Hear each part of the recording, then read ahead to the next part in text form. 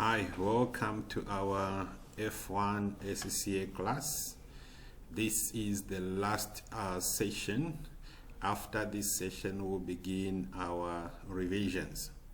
So in today's session, I'm covering the topic on ethics, that is ethical consideration. Ethical consideration. So let's go into details. What is ethics? Ethics is defined as a branch of philosophy dealing with values relating to human conduct with respect to the rightness and wrongness of certain action, and to the goodness and badness of motives and ends of such actions. Ethics, in other words, can be defined as the science of right and wrong, the goodness and badness of motives, or the rightness and wrongness of certain actions. Ethics weighs motives and the reason why people do certain things and why people avoid certain things. Ethics is different from legality. When something is illegal, it means you are not supposed to do it. And when something is legal, it means you may do it. But ethics goes beyond legality of something to weigh the rightness and wrongness of motives. So ethics is a science of right and wrong, and behavior may be illegal or unethical. Illegal means you are not supposed to do something legally. Unethical means you are doing something, not necessarily that it is illegal for you to do it, but you are doing something that is not just right, regardless of what the law says about it. So that's ethics. So accountants are required to be ethical in their behavior, meaning that we must do the right things, whether it is said of it by the law or not. So let's look at the importance of ethics in organizations, why ethics is important. As ethical issues become more important to society in general, and an organization's customers in particular, organizations need to recognize the value of ethics. You see, society would love to deal with an organization that is ethical. Same applies to customers. Customers want to deal with organizations that are ethical in behavior, regardless of the prices. This is the reason why sometimes we see customers buying from organizations that are even more expensive, just because they love the conduct of that particular organization and the employees of that organization are ethical in their conduct and behavior. You can extend ethical issues even to employees. I think you would love to be employed by the company that does not mistreat its workers, the company that behaves in an ethical manner. So that's what the ethics. You see, if customers are pleased with the ethical behavior of the organization can benefit in terms of repeat purchases. Customers will keep on going back to organizations that behave ethically. So organizations must realize the importance of these ethical behaviors. An organization failing to appreciate the importance of ethical issues will be out of tune with its customers. You cannot mistreat your customers and expect customers to come back to you. If you mistreat your employees as an organization, you expect that you may not have the best employees joining your organization. The best employees would love to join the organization that does not mistreat its workers. So it may even go beyond issues of salaries and allowances. Some employees prefer to work for the organization not because the organization pays higher salaries or the organization pays higher allowances, but simply because they love the environment. They love how the managers in that organization treats the workers. So that's why ethics and ethical behavior is important. It is not the same as whether something is legal or not. If something is illegal, it means that you must not do it. But you see, ethics is not just doing something or not doing something because it's illegal or legal. Ethics goes to look at the rights and wrongs. So you assess the motive for doing things, and we must do what is right regardless of whether it's legal or not. So let's look at ethics in comparison with organization point of view. Ethics and the organization. From the organization point of view, ethical behavior should be part of a framework of good corporate governance. So when an organization is ethical in its conduct, that's part of good corporate governance. Ethical behavior could be a way of differentiating an organization from its competitors. And actually this is very, very important because customers, as we have said, customers will prefer to deal with organizations that are ethical in their conduct, organization that does not manipulate, organization that does not mistreat its workers and its customers as well. So by behaving ethically, organizations position themselves for competitiveness. There is a competitive advantage for behaving ethically because you can win the trust of the community, trust of all stakeholders, trust of customers, trust of suppliers, simply because you are ethical. So behaving ethically for an organization can give that particular organization a competitive advantage over other organizations. Ethical behavior for the organization can reassure shareholders.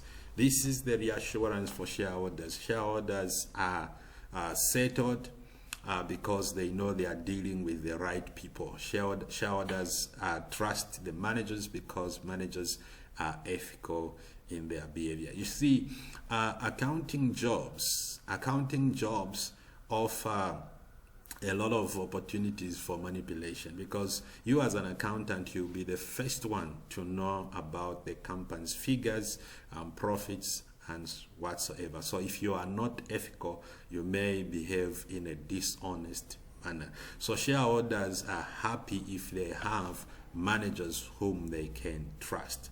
So there is reassurance that comes to shareholders if they are dealing with organization managers and directors who are ethical in their conduct.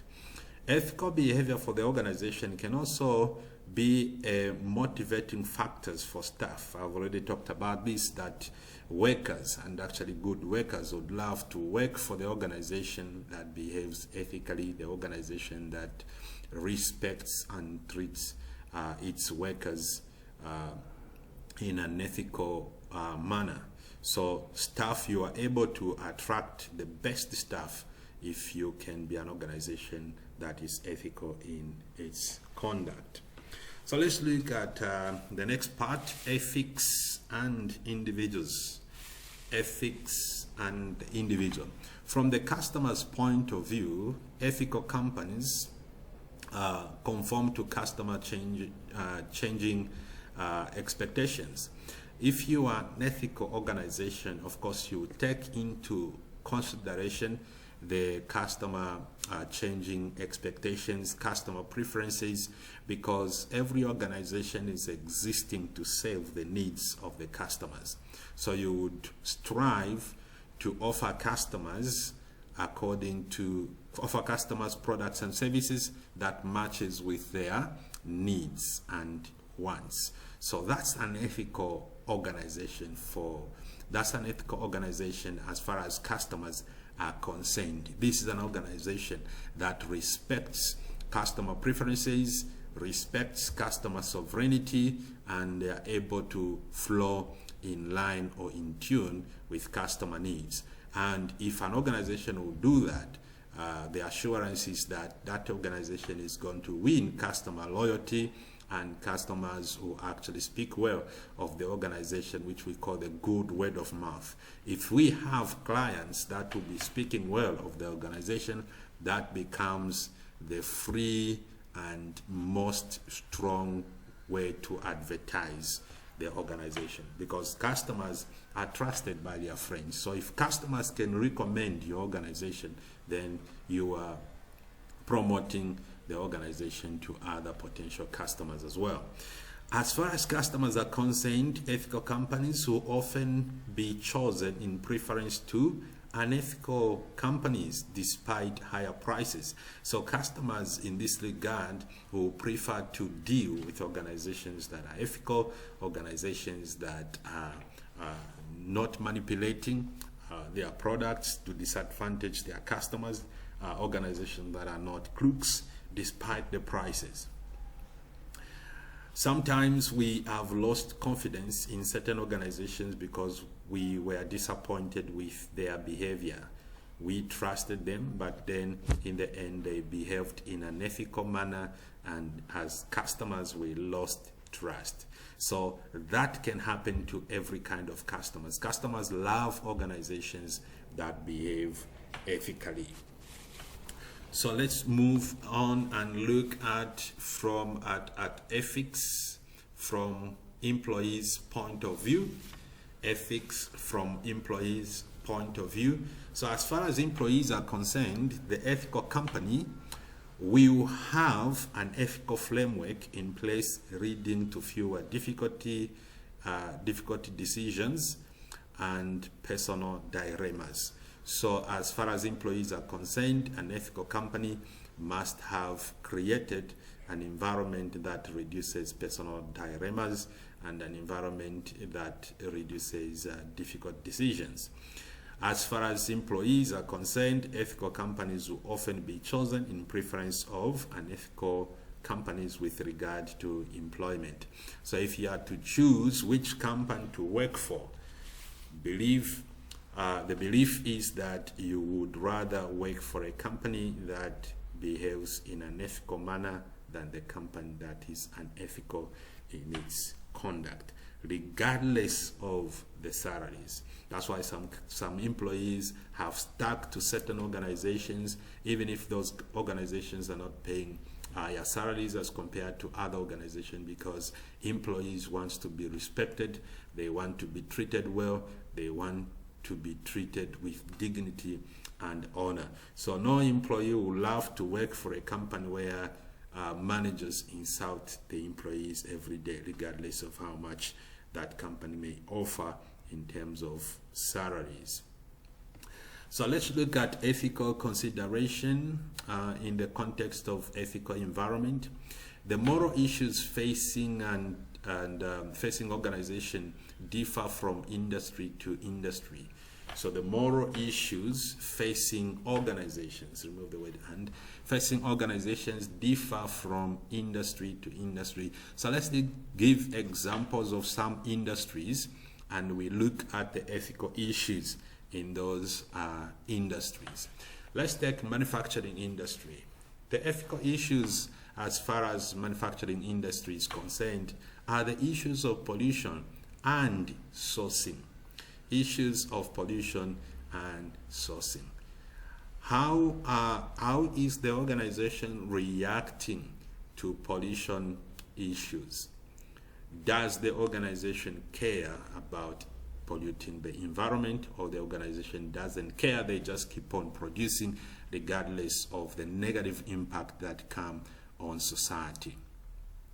To be ethical as a manufacturing company, you must be able to consider the negative externalities that come from your economic activities. Negative externalities means the pollution that you are causing and the damage that is coming on the environment, because that will impact negatively on the community. And as managers of manufacturing companies, to be ethical means you must take into consideration those issues of pollution and try to mitigate or minimize the impact of pollution that is coming from your economic activities. Then sourcing, where you're getting your materials, what are the sources? Are those sources ethical or not ethical? Some companies, in trying to maximize profits, they get raw materials that are not best fitted for human consumption to produce goods, simply because they want to make higher profits. I was puzzled one time when I heard that some company from somewhere, they are making rice from plastic. So that's quite an ethical issue. Now, pharmaceutical companies, what are the ethical issues relating to pharmaceutical companies? The ethical issues is in regard to testing and pricing of medicines. Testing and pricing of medicines. So when a new medicine is discovered, where are you going to test it? Are you going to test it on people, or you test it on animals? If you decide to test a medicine on people, that's quite an ethical thing to do, because human beings are supposed to be treated with dignity. So you may decide to test the vaccines and other things on animals rather than people. Then the second ethical issue is the pricing. Many times when a pharmaceutical company is manufacturing medicines, sometimes there is a lot of money that is pumped into research, a lot of money that goes into producing the first products. So the question is, how are you going to price those medicines at a very high price that other people may not afford? And sometimes, you see, medicines are important both for the rich and for the poor. So as a pharmaceutical company, what is the ethical thing to do to make the medicines affordable? Do everything possible that everyone who is entitled to live and they are surviving on those medicines, make everything possible to make sure that medicines are affordable. Other industries, what could be the ethical issues to consider in other industries? You may consider issues to do with health and safety, both the health and safety of employees, the health and safety of customers, the health and safety of all stakeholders. Those are ethical considerations to take into account. You cannot just be focused on maximizing profits and you ignore who is hate and who is not hate. To be ethical is to ensure that as you pursue your profit maximization as an organization, you are also ensuring that other people's lives, all stakeholders, remain healthy and safe. And the other ethical issues for other industries is, actually all industries, is employees' welfare. Make sure that you are caring about your employees, you are taking good care of those employees who are helping you to make those profits. Now, as a member of an accounting profession, you are doing SCCA. This, of course, touches with those that are doing Zika and CIMA. What you are doing is a profession accountant program. You are becoming a professional. And these are some of the things that must influence your conduct as a professional. A responsibility to influence ethical behavior at work. So as a professional accountant, you have a responsibility to influence ethical behavior at your place of work. So you cannot join a company and fail to influence them to behave in an ethical manner.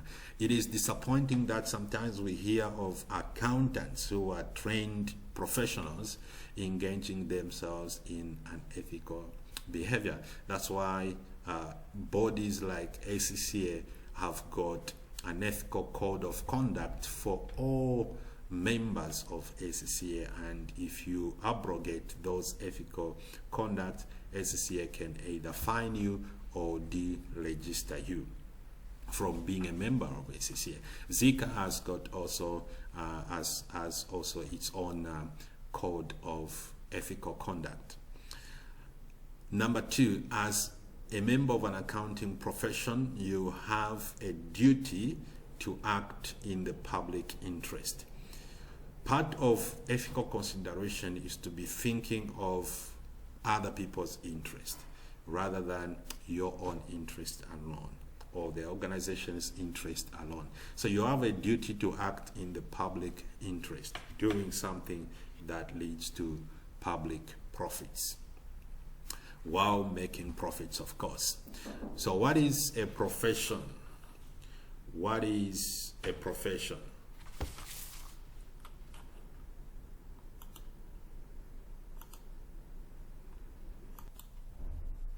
So let's continue from there.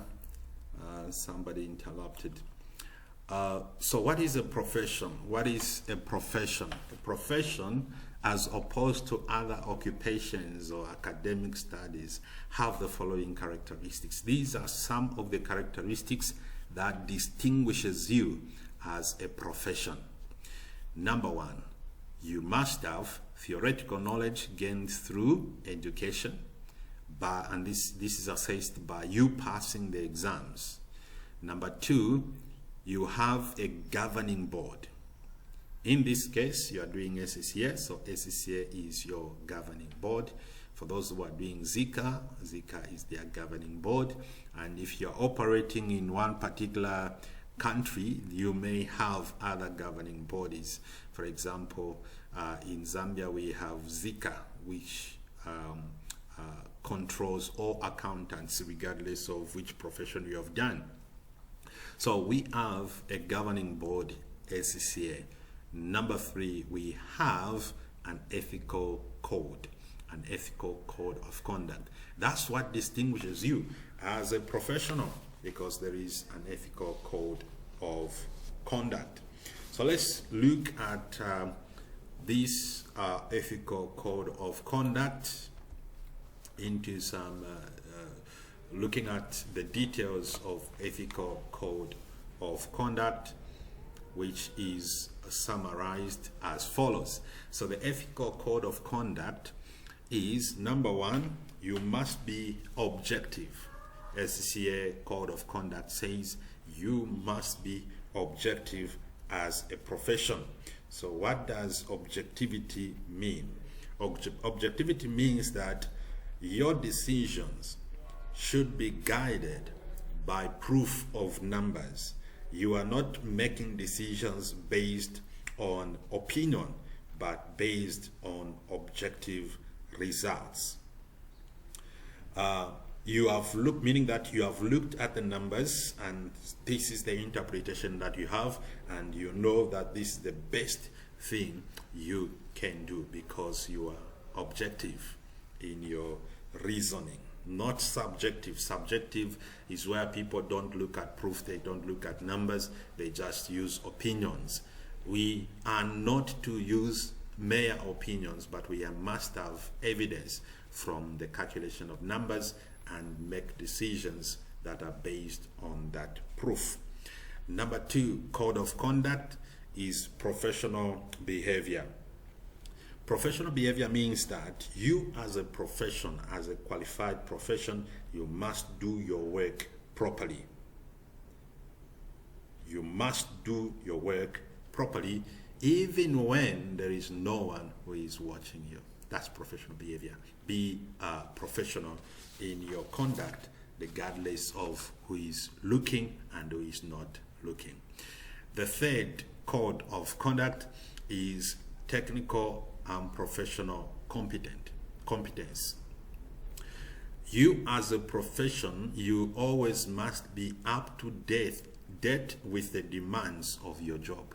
Be up to date with your demands, the demands of your job. For example, if you are an accountant for a particular organization, you must keep on updating yourself with the changes in the standards, the latest standards that are coming up. That's competence. That's professional competence. So even after you have graduated, there will still be continuous professional development so that you keep yourself abreast with all the changes, and that can help you do your job properly. Number four, code of conduct is integrity. What is integrity? You see, as an accountant, it's easy for you to cheat. Integrity means you must remain honest, whether there is someone who is watching you or not. It's easy for most accountants who are working for organization to pocket monies for the organization in their personal interest. Integrity says you are not supposed to do that. You are supposed to remain honest in your dealings. And the last, in the codes of conduct, the last one is confidentiality. Accountants usually know a lot about organizations. Confidentiality says you are not allowed to tell anyone else about what you know regarding the organization, because that may compromise the standing of the organization. The only exemptions to that rule is unless if it is to do with legality, then you are allowed to whistleblow in case the organization is engaging itself in illegal issues, or when the legal people want some evidence from you, of course authorized evidence from you, then you are supposed to issue out that evidence. Otherwise, if it has got nothing to do with legality, you are not allowed to tell anyone else. So what are the consequences of breaking the code of conduct? The consequences of breaking the code of conduct is that you may be fined or you may be dismembered from the body SCCA. So make sure you follow the SCCA guidelines and codes of conduct in your behavior. Now let me just go back to the 2 slides that I skipped because I wanted to explain the codes of conduct in advance. So shareholders view. Shareholders view about ethics may be this one. Ethics is bad for business. So some shareholders may think, let's just do the bare minimum. What's the bare minimum? Just comply with the law and provide employment. Why should you consider issues of pollution? It's none of your business. Why should you consider behaving in an ethical manner instead of maximizing profits at the expense of other stakeholders? Those are ethical considerations. So shareholders may think, let's just pursue profit maximization and forget about all these issues of ethics, because sometimes ethical issues may mean that the organization is not going to make so much profit at the expense of other stakeholders. That may be the thinking. But you see, on the other hand, we can consider stakeholders' view. And stakeholders' view is split into 2. Number 1, enlightened self-interest. Number 2, the moral view. So let's look at these 2 different views.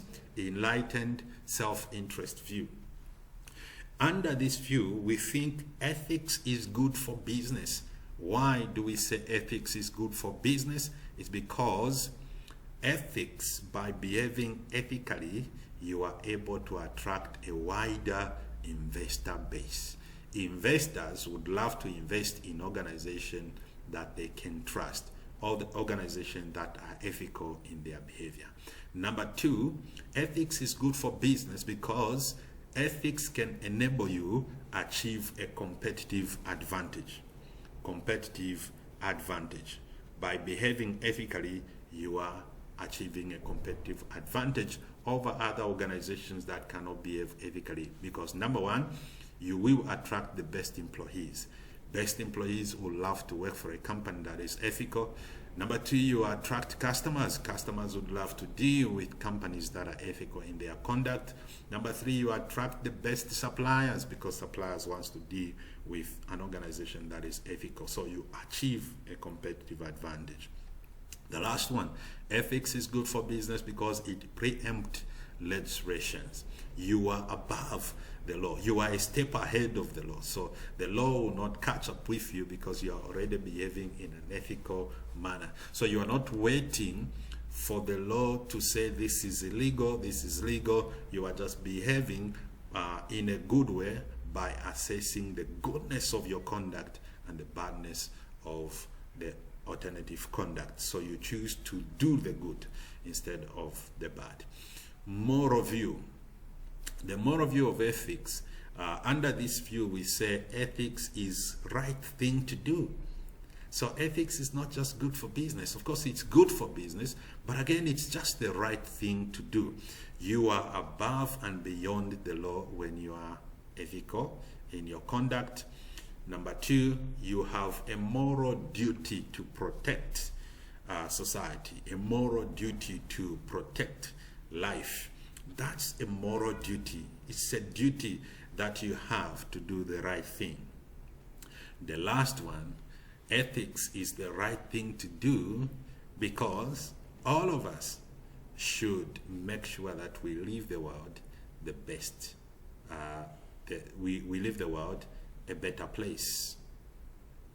Leave the world a better place than you found it. So do something that will make society be a better place to live in. So it's the right thing to do. So there are three different views in regard to ethics. Number one, shareholders view, because shareholders wants to maximize profits. So they say ethics is not good for business because ethics sometimes can limit how much profits you want to make. So shareholders may think, let's just do the bare minimum, comply with what the law said and provide employment. That's all. Looking at issues of better conditions of service and other things that are not provided for in the law, that we are not going to do because it may cost money. But you see, on the other side, when you consider the other view, enlightened self-interest view, ethics is good for business because business will be able to attract a wider base of investors. Number two, competitive advantage. Number three, preemptive legislation. It's a moral.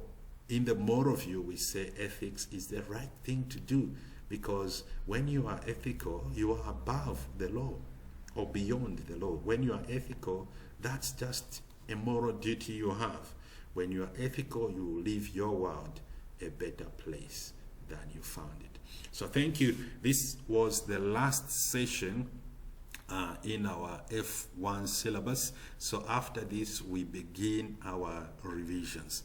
And I want to encourage you to say what we are starting now is very, very important, to go through the questions and look at the examiner's mindset as we analyze questions. So don't miss any of the sessions that we are going to do after this one. So look out for more videos, and I'll also send you some questions for practice, and then I'll give you feedback as you submit those questions. So if this video has been of help, please give it a thumb up, and of course share with other students as well. So I'll see you, or we interact later in the next video.